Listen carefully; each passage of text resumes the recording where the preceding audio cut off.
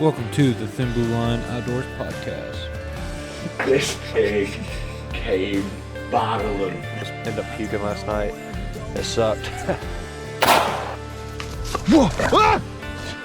We gut it, we wrap it in tinfoil, throw it over the fire.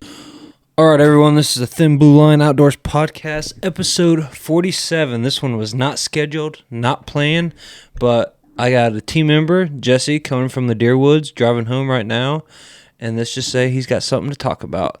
So, Jesse, take it away, buddy. Well, do you want me to start with the whole day or just... Sure, give me, you know what? How about this? Give me your season so far and how the season's turned out for you, and walk our way up to a couple hours ago. All right. Well, it started off with missing opening weekend with Boom and Ryan the Red Coat. I was at Disney Junior with my family, and it was a good time. You know, family is important, and so doing that instead is going to be a memory for myself and my kiddos. It was fun, but I'm not going to lie, I was excited, but a little bummed I missed out on opening deer camp with you and Ryan. Mm-hmm. Really glad Ryan got success, but then it just made me want to get out there even more. Mm-hmm. So today was my October 9th was my first chance to get out. So I woke up early and drove down to the farm, a couple-hour drive for me. Ended up sitting in the new stand that you guys saw us hang earlier in the summer for the morning. And I got to admit, I underdressed, and I was freezing. You looked a little cold in that hunting grind segment you sent me when I was posting it, and I was like, man, he looks cold in that video. Yeah, so I underdressed. I was shaking like a dog, man, and I was really hoping to see something in the morning. I thought I was going to, because that's when it was going to be cold as the deer still on their feet, and it didn't happen. Well, and then, what, 2 days prior? 3 days? Something like that? Ryan had hunted that stand and, saw like 5 deer out of it or something like that? Yeah, he went Friday when that cold front really came. Gotcha. That's what it was. Yeah, he saw 5. 5, right? okay. Yeah, and he could have shot some does. Yeah, he got some great videos. Mm-hmm. He saw a mama with her 2 little ones, which that's going to make an appearance coming up later on in my other story. And then I think he just saw a doe or 2 by themselves as well. Mm-hmm. But nothing for me today. So then around 10:30 I got down. I got a couple new cell cams from Stealth Command. Yeah, they had a hell of a deal going on. Buy one, get one. So I added up to that stop. And we had the OG stand is what we call it. It was the first stand we ever hung on this property. And it was actually the first stand I ever shot a deer out of. Mm-hmm. So we didn't have any cameras back there, though. We know there's deer back there because usually during shotgun season, at least one person hunts it and sees a deer. So I put up that cam, and then we have another spot down the hill from my original stand where we usually set up a blind to meet up. Mm-hmm. So I put another camera out there just to see what's going on. Yeah. Now I think I'm going to have to turn off my camera at my OG because I'm just getting a lot of weeds, and I even put the camera up really high, but it's just so overgrown back there because it's kind of, right now there's a felled tree on both sides of the stand essentially, and they can't get back there to mow. Mm-hmm. So to go off of something that Jesse's been saying, this property's hunting is in Mercer County, Illinois. You would have seen some videos already from it if you have watched the channel. If you haven't, go back and look. We got some preseason prep work on it, and then Ryan and I's hunt from last weekend or 2 weekends ago now. But they, 7 years ago when I first walked this property with them, it had cattle in it. Well, it hasn't had cattle in it for years now, so this stuff's really starting to grow tall, and it's a learning process for them to figure out, what wasn't an issue the year before can be an issue now with the weeds. Right, and to be honest, I think one of the felled trees I remember being there, the other one wasn't. So yeah, even got bothered because even every now and then we see a tractor go back there. Mhm. Even like a couple of years ago, or even a year ago. But you can't get back there. I couldn't get up there with the wheeler today. Yeah. So hung those cameras. I moved one of my cameras that was more just a sightseeing mission. Took that down. Then I ended up having to run in town to get batteries for my other camera that was dying at the pipe stand. Mm-hmm. Came back, talked to the farmer, had a really good chat with him and his wife. Really great people. She's got a farmer's market, man. She's making cherry bourbon jelly. Ooh, that sounds good. I'm going to be buying some of that. She uses Maker's Mark, she said. Really? Jelly. So I'm like, ooh, that's going to be tasty. Yeah. And great for the kids when they're teething on their toast. Uh-huh. Yep. So, damn straight. But anyway, I had the chat with the farmer, and it was really hot at this point in time. So I was like, I'm here 2 hours away. It's my one day to hunt. I'm going to go out for the afternoon. I got to admit, I got out there a little later than I wanted to, I thought. Mm-hmm. But again, it's just always good to catch up with the farmer. Mm-hmm. And when I got in the stand, I even filmed it. I said, man, it's really, really hot right now. Yep. Let me stop you here for a second. One thing I'm going to preference here with Jesse. Jesse's first archery kill was on camera. I was with him. We videotaped it. But since then... 3 years ago, Wednesday. Yep. 3 years ago. So since then, Jesse has not had a kill on camera. He's had kills, and we've gotten like the recovery and stuff on camera, but we haven't had a kill on camera. Jesse invested in some nice camera in this off season or beginning of the deer season, somewhere in that time frame. And that's going to lead to what Jesse's going to come down to, and what's going to be awesome is we've got some good content coming your way. Anyway, go ahead, Jesse. Yeah, so get out there, get in the pipe stand that Ryan fixed up because it was all rotted. Mm-hmm. Thank you, Ryan. Appreciate it. A lot more comfy now. Was sitting, and last night I got a doe and her two young ones. I'm 90% sure it's the one Ryan saw on Friday in front of that camera at the pipe stand, 15 yards from the stand. Now, I have them in September as well, and their pattern is usually every other day, or they'll space it out 2 days. Mm-hmm. I don't have them on camera coming back 2 days in a row. Yeah. I don't. So I'll admit my hope was low that they would come back at all. But I knew if I saw anything, it was going to be those three. Mm-hmm. So they're usually rolling around 6:10. Well, 6:10 came, and they weren't there. So now I'm thinking, oh, man, there's a light's coming up. We'll just see what happens. Mm-hmm. And as soon as the thought popped in my head, not 5 minutes later, here comes young one number one, then mama, then young one number two, strolling down the trail. Mm-hmm.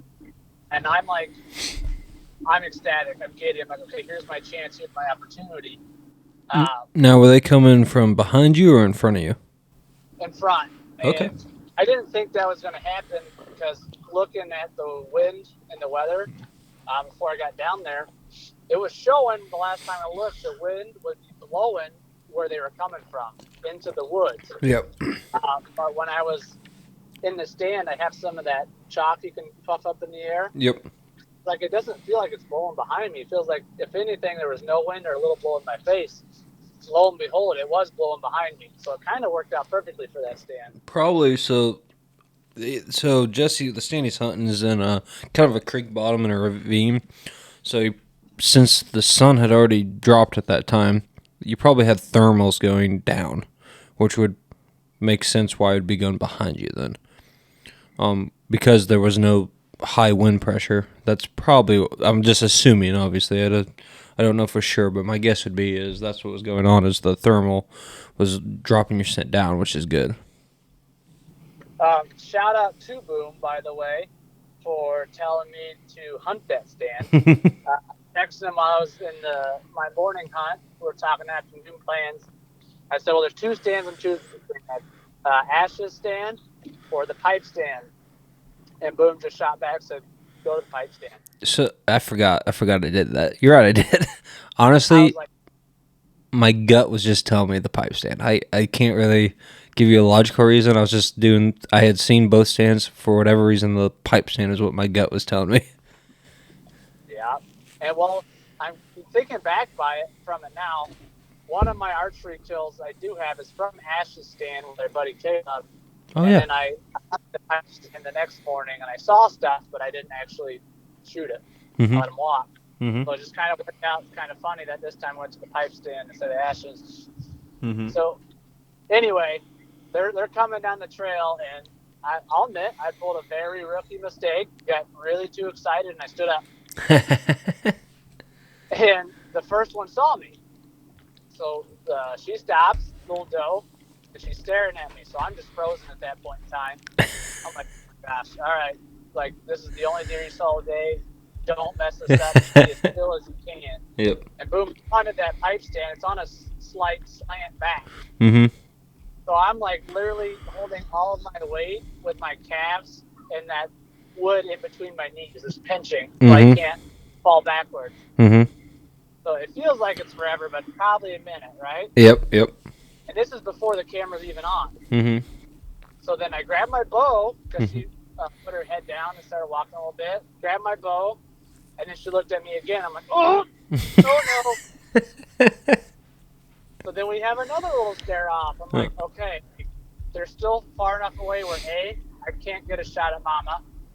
They're in a whole bunch, like, you can see their heads, but they're kind of brushed. Right? And it's a longer shot. I'm like, next time I get a chance, I'm going to open up the new handy cam I got and at least get this flipped. So it's on. Well, as soon as I reach up for my camera, the one pokes her head up and sees me. So I stop again. And we stare off. We do this all, like, every move I make until I finally am able to hit record. What, because I've seen the camera, yeah, but what are you using, like, tripod-wise or arm-wise? Right now, I just have one of them little flex tripods, like the Ons you can get at Walmart. Yep. It's the one I picked up when we were hog hunting, the really stiff one. Oh, yeah. Yep. And that was working good for it?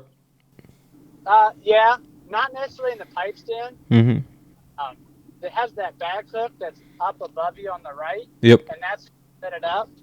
And it would, like, fall forward every now and then. But it worked just fine in the moment. That's good. That's what counts, right? Right. And so finally I hit record. All while these deer kind of moving through this creek bed and coming up. Well, the little one in front comes up first, and Mom and the one behind stay in the creek bed, and she's just staring, man. I'm like, she's made me. She's got me. I'm ready to draw back, but I'm not, right? Yep. And How close are they at this time? Oh, she was probably 15 yards. The mama? Oh, the mama? No, or the yearling? The yearling. Okay, gotcha. The front yearling was 10 or 15 yards away. The mama was down in the creek bed. Okay. And so the yearling stomps at me about 4 or 5 times, and it blows. She blows at me 2 or 3 times. And on the third time, she hops, and Mama blows too, and they run. They take a little jog through the creek bed up on the other side and behind this big bush. And again, that would have been like a 35, 40-yard shot, which I just, A, I couldn't see him. Yep. B, I wasn't going to take. Yeah. Well, the yearling that was in back, which is a button buck, and you guys, if you listen to the show, you know my history with button bucks, all right? I get a little trigger happy around them. That button buck stayed in the creek bed. Yeah. It didn't move. It just kept doing what it was doing. So after a little while, Mom was like, okay, well, I'll go back. Everything will be fine. Well, she goes back down. The second yearling comes up. All while the first one's still back on the other side of the creek bed. Like, no, guys, I saw something over there. Stop messing around. Second yearling comes up right where that first one was, 10, 15 yards. Doesn't even notice me. It peels off to its left, my right. And, again, it's a button buck. You guys know my history. It gets probably within 10 yards broadside. I'm like, oh. Then Mama comes up out of the creek bed at this point in time. Yep. Okay, no, that's the one I want, right? Yep. And so Mama gets to where the yearling was, the first one that stomped and blew at me. Well, she stomps, or actually, she first followed. I'll have to remember. I'll have to look at the videotape, but she followed the first year or the second yearling a little bit, and turned back around to where that first yearling stomped at me, and then she saw me because I'm drawn back at this point in time. I think she saw that. She stomped, she blew, and then she jumped real quick and turned, but she didn't run all the way yet. I think she was waiting for the second one to join her. Yep. So at that point in time, I was like, this is it. And she was probably, if I had to get ranged it, I don't know the exact, but 25 to 30 was what Yeah. and she was quartering away, but it was her butt was to me. And so I remember the conversation you and I had was like, you love the quartering away shots, but you usually like it closer with when the shoulder's quartering away. You know what I mean? Yep. So, and you always say, act like you're hitting the opposite shoulder. Yep. So that's what I aim for. So when I released, whack, hit her, and I saw her jump, and obviously where I hit her was way back. Yep. And I'm like, oh man, this is going to be terrible. This is going to be a long tracking job. I'm either A, not going to find her, if I die and be coyote food, just mess this up. Well, then she hopped, I think, down the creek bed a little bit, back up, almost to where the camera was, almost to where that pipe stand camera was. Yeah. Went back down the creek bed and died 10 yards from where she was shot. Heck yeah, so you saw her fall and everything. Saw her fall and everything. That's a good feeling, huh? It's a great feeling. As soon as I saw that back shot, I'm like, oh, this isn't going to be good. But after she jumped, she started wobbling. I'm like, wait a minute. She's a lot more hurt than what I realized.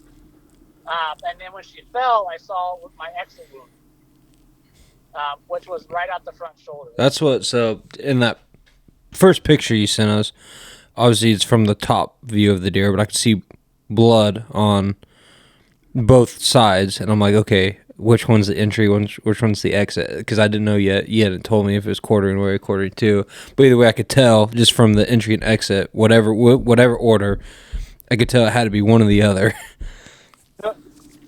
Yeah, so I went through kind of her back hip area, all the way through her vitals, and through that. So, and I don't think I hit the heart because I expected that, and it looked okay. To be honest, there was a lot of blood in the cavity. So I got to be honest. By the time I got to cleaning her, it was dark, and I started hearing the coyotes. Like, I'm gonna get this done and get out. Yeah. So did you get? Did you get the lungs then? I might have. No, they seemed like they were. No, I might have nicked a lung. Gotcha. I might have got. So you think that's where the story ends, right? She's dead. The first yearling took off. Second yearling. Second yearling runs across the creek bed, blows at me for a little bit, and this thing comes back across. No joke. Yeah. After I just took care of Mama, he comes back. And again, guys, if you listen to the show, you listen to the podcast, button bucks, like I get button bucks, right? Yep. He gives me probably a 10 to 12 yard broadside shot. And you see me pull back the video, but then I don't release the arrow. I just let down my draw and let the little guy walk. So the preferences. Jesse this year, like most years, honestly, just it's his career, and he's got 3 young boys, so it's completely understandable. Even though I give him a hard time, it's understandable. Jesse does not have that much time to hunt, and he loves deer meat. So I want to know what was going in your head about not shooting that bud buck. You want to know my honest truth? Yeah. First thought that went in my head, how cool would it be to double up within 10 minutes? It would be cool. It would be cool. Second thought, that's not going to be enough meat worth the processing fee for me. Yeah, nope, you're right. After we had meat down, I was like, it's not worth it. Mm-hmm. Right? I still have shotgun season going out, and there's one more week and I'm going out. Mm-hmm. Now, if I don't get anything else, I'll come back. Well, that was a dumb move. Yep. But for now, he lives. He doesn't know how lucky he is with you. Right, and he got close, and then he ran a little bit, and then I caught him hiding behind a tree for another 3 minutes or so. Mm-hmm. So, and that's it, and it's all on film. The stomping, the blowing, all of it, the kill shot. I did not get her running away, but I got her where she fell. Everything from there on out was on camera. Did not find my arrow, but found a little bit of a blood trail. And honestly, at that point in time, like I said, it was getting dark and I had a job to do, so I just drug her out. Mm-hmm. Nope, ain't nothing wrong with that. No, I'm number one. I'm tickled to death just for you, because I know. Honestly, you usually are stressing because you don't get to hunt much. So I know you really like deer meat. So I was just happy that you got some meat in the freezer, guaranteed now. Number one. Number two, I am also excited for. Last year you had, I would say, an interesting hunting season. I would say disappointing. Disappointing, yeah. You totally redeemed yourself tonight. And I needed it. That's the thing. Mm-hmm. That did cross my head the day before I went in there. The last time I shot a bow at a deer, I injured that deer. Mm-hmm. It would have been the biggest buck of my life, and I injured it. Mm-hmm. It lived, but it was a bad judgment call on me. Mm-hmm. Don't like that. Yep. It's my job as a hunter to make the right call, to make the ethical call, and make good shots. Yep. And honestly, I'm happy too. Some of the things I don't know. I guess I don't think a lot of the things that when I say them, I don't know. To me, I've been saying it my whole life. Just what I grew up around. I just don't think about it. I'm like, oh yeah, you could do that. But aiming for the opposite shoulder, I'm happy that stuck with you and came into effect today. And it obviously it worked. That makes me feel good. Number one. But also it's awesome that you got it on film. It's full circle, man. Not only did you get a clean, ethical kill, but you also got a whole thing on camera. And as you have come to learn over the years, self-filming is tough. It's super tough. And it also popped into my head from you, which boom, I know Ryan and I have said it on the show a number of times, but we can't say it enough. Thank you. Thank you for everything you've taught us about hunting. Just looking back from where we started to now, it's insane the amount of growth we have in it. We attribute that to you and kind of being our mentor and guiding us through this because we're both late start hunters. We didn't do this. We didn't have people to learn from hunting, essentially. But anyway, it was I lost my train of thought. The shoulder. Mm-hmm. And you always said, hey, I don't care if I want you to get it on film, but I want you to get here first. Mm-hmm. And so when I thought I blew it, when I was filming, I was like, oh, dude's going to be disappointed. You always said get the deer. Don't worry about filming. Yep. Make something happen. Mm-hmm. I'm glad it came back around and I was able to get the job done. Mm-hmm. So, well. That's the story, man. And I got to tell you what, and you'll see this all on camera when I was filming it. It was a heck of a time getting this doe on the front of that four-wheeler by myself. Yeah, I've done that before. I think I even brought up at one point, how do people who murder other people carry their bodies transported? Because this is heavy. Mm-hmm. And this is here. And then driving, it started falling off as I'm trying to hold my bow and keep the deer on. Yeah, it's tough. 100%. It is tough. I've been there before. It's not fun. Yeah, no, it's awesome. Compared to your doe, is it your biggest doe, or have you killed bigger? That's my biggest doe. Biggest doe. Yeah, most of the only bow kill I had that I think is not a yearling, to be honest. Don't be hating, because as Boom said, I don't get many opportunities. And I love deer. Was the buck. Okay. So. Gotcha. It's by far my biggest doe. No, I'm excited. If you guys are watching this, you're going to see a picture. So I'm going to have pictures Jesse sent me flashing through this podcast of the doe. And actually, this brings us to the next point. Talking about, as long as it's still a go, which I think it is. I will be getting this footage from Jesse probably tomorrow, which means I'll start editing here soon. Because not only yet, obviously I love hunting with Jesse and Ryan, and I've enjoyed hunting with them the last 7 years and seeing their growth. But what's awesome, I think the coolest thing I'm going to see about this is now I get to watch Jesse start teaching and mentoring his own kids, which brings us to tomorrow morning. Yeah, so I'm super stoked, and I get excited about hunting, but tomorrow I'm bringing out Marshall to Boom's place. My oldest son, he's going to turn 5 on Wednesday. Early happy birthday, shout out Marshall. And he's going to sit with me for his first time ever hunting. And he's been talking about it all week, man. So Tuesday night, him and my wife were out grocery shopping. I said, hey, pick up some snacks for Marshall for the deer stand or deer blind. And my wife told me that he was really worried about what snacks to get because he didn't want it to scare away the deer. So he came back this week. He did the hunter's thing. We got cosmic brownies. Are gonna be Heck yeah. He's going to be a good hunter. That's all I need to know. I don't need anything else about him. He's going to be a good hunter. Just from his snack choice. So I filmed my equipment for early season. Yep. And I included his little outfit I'm taking out there with tomorrow. Heck yeah. Nice bright blue snow pants. We've got a couple camo jackets, but we're going to be in a blind. The kid needs to stay warm. Correct. Yep. So. And if you follow the Thin Blue Line Outdoors on social media, you would have seen this blind already. I took my daughter, Remy, who is about 3.5. Took her out there. She hunted 2.5 hours. I was surprised. I got carpet floors out there. It's tent blind. I can't think of I think it's a Barnett. It's a Barnett blind. And I got to go like the.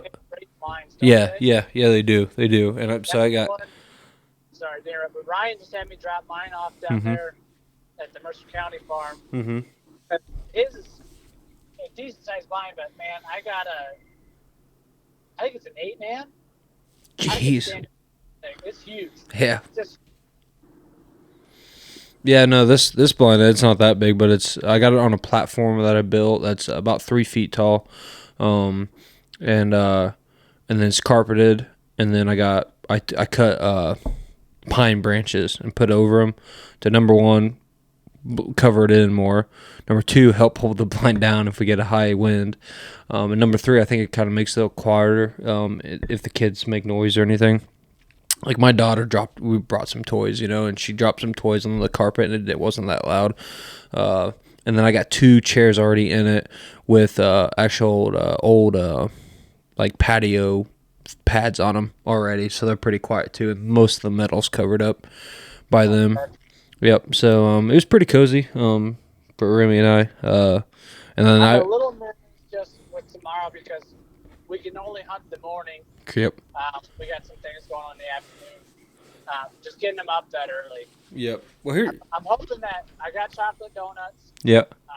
Hoping that we'll sleep in the car, get there, kind of get acclimated, and we'll see how it goes. And now I'll just fall asleep in the blind. Yep. Yeah, well, here's the good thing. Since you're hunting morning, where like I took Remy in the afternoon, I took Remy out. We had 2.5 hours left till dark. So my plan was, no matter what, unless she starts like throwing a huge fit, we're staying till dark. That's 2.5 hours. You're already going to be out there. As soon as it turns daylight, usually that's prime time, especially because Jesse's going to be hunting over food tomorrow. So it's not like he's back in deep bedding or anything. More than likely, if he gets a shot, it's going to be within that first hour. More than likely. Not saying 2 hours in you couldn't get a shot, but that's going to be his best window. So after an hour, if Marshall doesn't want to hunt anymore, you could back out pretty easily and probably not spook any deer. Yeah, my goal is for it to go for an hour. Mm-hmm. I think I have no doubt he'll be able to do that. Mm-hmm. He might even go more, but again, it's all about getting him out and interested. He's been asking me. I've sent Boom videos. He's been playing with my grunt call. Mm-hmm. He's pretty good at it, to be honest. And I had one video. He was on his bunk bed with the little cork gun he has, and he was blowing his grunt call and shooting at his deer stuffed animal. He's ready. Yep. Yep. No, I'm excited. I designed this blind this year for kids. Next year, I plan on to build it even more up and actually have wood, and I'm going to carpet the walls and everything. But this year, it's good enough, and that's the main reason I made it is for kids. And I had my daughter and Marshall in mind when I built it. The only thing I didn't get out there, Jesse, is I was gonna drag I got some cement steps I was gonna drag out there. I didn't get to it, so you'll have to lift him up into the platform, and then you just climb in. Okay. But and you'll see it tomorrow. Pretty easy to spot, right? Just walk down. Yeah. And I'll keep you on here. We'll end this podcast here, and I'll kind of game plan with you in the morning. But you got anything else you want to share on the podcast? No, I'm over the moon right now with how it turned out. You know, I figured it was going to come down to the last daylight. The last time I got a deer on this property, it was the end of the day. It was a button buck, but it was in the day. Second shotgun season last year. You know, I think it was a great moment for me where I can finally say, like, I felt like I've grown as a hunter in my decisions. You know, not taking the small one, the quartering away shot, and not rushing through the shooting aspect of it. Now, I rushed standing up, and that got me probably in trouble where I didn't need to be in trouble, but it all played out at the end. And my gosh, I love seeing them fall. Oh yeah, 100%. Well, guys, that was podcast 47. Jesse will be on the channel more and more. Obviously, we're gonna have an episode dedicated to him here coming up. And then we got 2 weekends planned as of right now. And then that doesn't count into late season. So again, Jesse will definitely be on the channel again. Probably a couple more podcasts for this year would be my guess. Maybe probably some more hunting grind segments. Maybe with your gas station coffee review. It jumped up quick this morning. I'll tell you what. With me being light on my gear, Yep. That coffee jumped up a lot of points in my book. I laughed. That cracked me up with your review with that. Went from 4 to 8. But I will agree with you. Coffee tastes better than a deer stand. There's something about it. Oh yeah. But the only thing I want to share, guys, is, again, keep liking, subscribing, following. I'm definitely seeing a boost here in growth on overall on everything, even Instagram, which is the hardest I've had growing, in YouTube. So I appreciate all the support. I'm going to keep pushing that content out. Like and subscribe. Don't wait. I'm telling you, you're going to want to see this video. Little teaser, the kill shot's not until 14 minutes in, but that whole time there's interaction with these deer. The whole time. You heard the man, and I'll use my editing genius, or I'll try anyway, to make it look nice and pretty. But I'm sure it's good content anyway. The new camera does that too, and not that knockoff. Yeah, I wasn't sad when you told me you lost that thing. The only reason why I was sad is because I was running it, so everybody knows I was running the Tough Mudder in Chicago. And I lost it on the obstacle. However, the last obstacle of the Tough Mudder is to run through electrical wires. And I did it, and I wanted that to be filmed, but it wasn't, so I lost the camera. Gotcha. Yeah, we'll just have to get you a GoPro or an Osmo or something good. Something like that. Yep. We'll figure it out. Yep. But again, guys, appreciate it. Check me out on Facebook here. The Thin Blue Line Outdoors is getting in the deer urine business for a little bit. If you're here in Central Illinois, Fulton County, Illinois to be precise, we're going to start selling some deer urine. It's actually out of Yates City, which is pretty local here. So again, if you're in Central Illinois and you want fresh deer urine for the season, hit me up on Facebook, send me a message, and we'll hook you up. I'm selling pretty quick, so hit me up as quick as you can. This podcast will be coming out this week, Monday, Tuesday probably, Wednesday at the latest. And then I'll try to do another deer vlog out on Friday. It'd probably be a different episode this Friday, and then Jesse's will probably be the following Friday. And who knows, maybe he'll get another deer down tomorrow to add to it. You never know. Stay tuned to the channel, and you'll find out. Thanks, guys. Appreciate it. Like, subscribe, follow. Be safe out there. Have a good time. Bye.